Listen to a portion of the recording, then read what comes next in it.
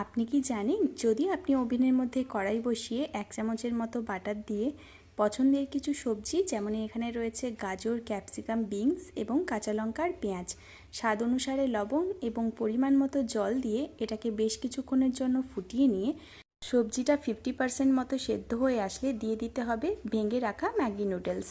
আর তার সাথে দিয়ে দেবো আমি এখানে ম্যাগি মশলাগুলো, যেগুলো আগের থেকে আমি কেটে রেখেছিলাম।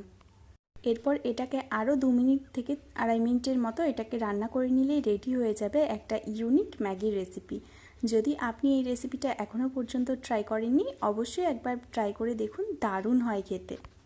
সবজির সাথে বাটারের একটা কম্বিনেশন আর তার সাথে ম্যাগি, উফ, জাস্ট জমে যাবে। ম্যাগি তো অনেকভাবে ট্রাই করেছেন, একবার এইভাবে বানিয়ে দেখুন। বাড়িতে অবশ্যই এই পদ্ধতিতে একবার ট্রাই করবেন, আর ভিডিওটি ভালো লাগলে একটা লাইক এবং চ্যানেলটি সাবস্ক্রাইব করে রাখবেন।